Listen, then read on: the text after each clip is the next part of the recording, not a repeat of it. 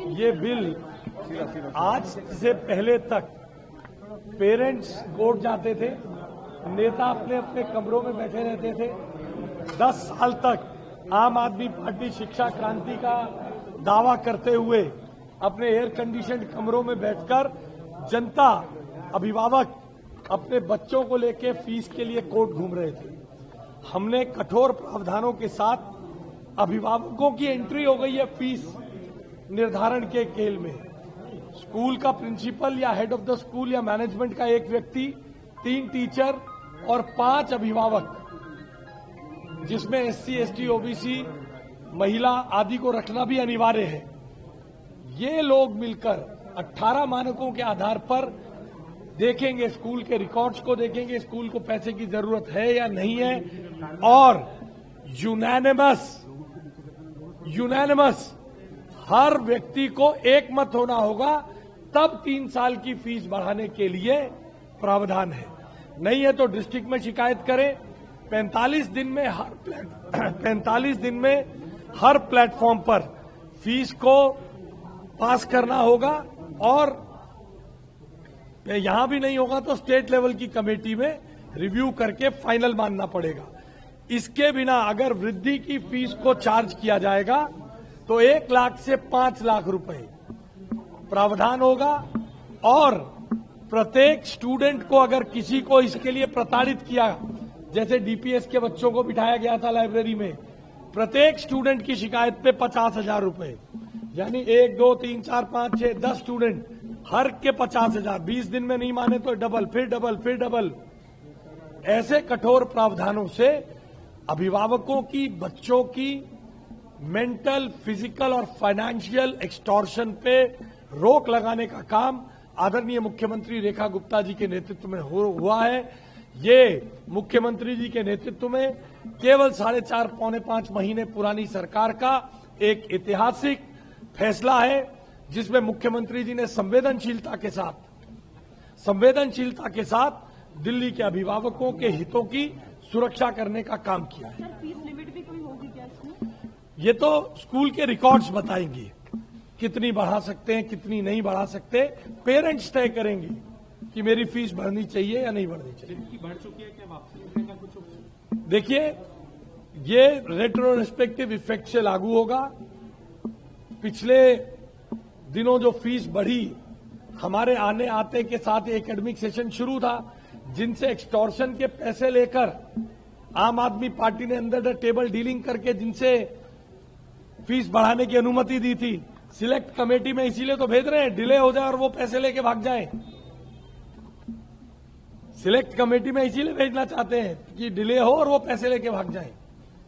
हम retrospective effect से मुख्यमंत्री जी स्ट्रांग पॉलिटिकल विल के साथ इसे इंप्लीमेंट कराने जा रहे हैं। देखिए, 4 दिन से हमारे चीफ विप यहां हैं और बहुत सीनियर विधायक यहां खड़े थे, तलविंदर जी, उन्हें सारे नियम कायदे कानून मालूम है। 4 दिन पहले ये बिल लोगों को दे दिया गया है, सब कायदे कानून हुए हैं, मगर एक सर्फ एक्सेल की एड थी, तेरी कमीज मेरी कमीज से सफेद कैसे। 10 वर्षों में वो नहीं कर पाए, बेचारों के गाल बजाते थे शिक्षा क्रांति का, छात्रों के हितों का, अलग अलग तरीके के। तो इसलिए अब थोड़ा कुछ तो नाटक दिखाना अपने ऊपर के नेताओं को, इसलिए वॉकआउट किया, कोई मामला नहीं है। देखिए, उन्हें बहाना चाहिए, वो ये समझना नहीं चाह रहे कि आज बिल के परमिशन हुआ है, फिर बिल पेश होगा, उनको कोई ना कोई बहाने चाहिए। दिल्ली की जनता के लिए हमारी मुख्यमंत्री जी, हमारे आशीष सूद जी, जो हमारे प्रधानमंत्री जी का विजन था, उसके ऊपर ये काम चल रहा है, और उस चीज में दिल्ली की जनता, वहाँ उनके अभिभावकों को उसका लाभ मिले, ये सब चीज के लिए ये बिल लाया जा रहा है। और उसमें भी वो दिल्ली की जनता के साथ नहीं है, तो उन्हें तो एक बहाना चाहिए वॉकआउट करने के लिए। सवाल उठा रहे हैं वो लोग इसलिए, वो कोई सवाल जो भी उठा रहे हैं, उसमें कोई औचित्य नहीं है। दिल्ली की जनता के लिए जो बेस्ट हो सकेगा वो होगा। देखिए, फीस रेगुलेशन को लेकर के जो शिक्षा मंत्री आशीष सूद जी ने बिल इंट्रोड्यूस किया है आज, उसको पढ़े बगैर, उसको समझे बगैर, उस पर डिस्कशन होने के पहले ही उन्होंने हाय हल्ला शुरू कर दिया।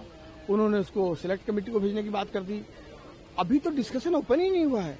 डिस्कशन होने के बाद ही आप सिलेक्ट कमेटी की डिमांड करेंगे, डिस्कशन होने के बाद आप कोई संशोधन देंगे। आप ऐसा कैसे कर सकते हैं? क्योंकि आप बिल को लटकाना, अटकाना, भटकाना चाहते हैं। आपकी मंशा दूषित है, आपका हिडन एजेंडा कुछ आपसे करवा रहा है। कौन करा रहा है, कैसे करा रहा है, इस बिल को आप नहीं चाहते कि ये बिल पास हो। इसीलिए विपक्ष का यह प्रयास रहा कि इसको रोकें, लेकिन मुझे लगता है एक सार्थक चर्चा के बाद यह बिल पास होगा और दिल्ली वालों के हितों की रक्षा होगी। जो भी बच्चे पढ़ते हैं उनके अभिभावकों के हितों की रक्षा होगी और समुचित उस फीस व्यवस्था के लिए जो एक व्यवस्था बनाई गई है उसके हितों की रक्षा होगी। जो बिल दिल्ली विधानसभा में पेश हुआ है वो फर्जीवाड़ा है, प्राइवेट स्कूल के मालिकों को बचाने के लिए है। उनकी बेलगाम बढ़ी हुई फीस पर सरकारी ठप्पा लगाने के लिए बिल है। ये अप्रैल में पेश होना था, अप्रैल से मई हो गया, मई से जून, जून से जुलाई, अब अगस्त का महीना आ गया। प्राइवेट स्कूलों ने डरा के धमका के बढ़ी हुई फीस माता पिता से ले ली। अब बिल क्यों लेके आ रहे हैं? इसका मतलब ये है कि भारतीय जनता पार्टी और उनके जो 60 गांठ के प्राइवेट स्कूल हैं माता पिता से बढ़ी हुई फीस लेना चाहते हैं और उस पर कानूनी ठप्पा लगाना चाहते हैं। हम सड़क पर भी उतरेंगे, हम कोर्ट में भी जाएंगे, हम संसद में भी इस मुद्दे को उठाएंगे, क्योंकि दिल्ली में माता पिता बहुत परेशान हैं, बढ़ी हुई फीस से परेशान हैं और वो सब देख रहे हैं कि भारतीय जनता पार्टी की प्राइवेट स्कूल के मालिकों से साठ गांठ है। भाजपा का काम ही है ये, एक के बाद एक आम आदमी पार्टी के नेताओं पे झूठे केस फाइल करना, और अब उसका सच सामने आ गया है कि कोई भी सबूत नहीं है, कोई भी प्रमाण नहीं है। भारतीय जनता पार्टी प्राइवेट स्कूलों के साथ साठ गांठ में है, तभी 4 महीने से बार बार कहा जा रहा है कि अप्रैल में आएगा बिल, मई में आएगा बिल, जून में आएगा बिल, जुलाई में आएगा बिल। 4 महीने बीत गए, बढ़ी हुई जो स्कूलों ने फीस बढ़ा ली, माता पिता को धमकी देके बढ़ी हुई फीस ले ली, और उसके बाद एक ऐसा कानून लाया गया है जो 100% फर्जीवाड़ा है। जो मैनेजमेंट स्कूल की फीस बढ़ाना चाहती है उसकी अध्यक्षता में कमेटी बनेगी। क्या वो फीस माता पिता के अनुसार बढ़ाएंगे?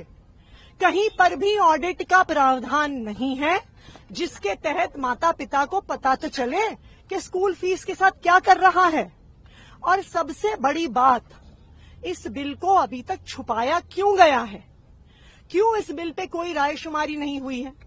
तो हमारी ये मांग है कि इस बिल को सिलेक्ट कमेटी को भेजा जाए, इस पर माता पिता से, पेरेंट्स से, स्कूल से, एजुकेशनिस्ट से, वकीलों से राय ली जाए, और जब तक माता पिता से राय नहीं ली जाती है तब तक 2024-25 की जो फीस थी उससे ज्यादा बढ़ाने का अधिकार स्कूलों को नहीं दिया जाए।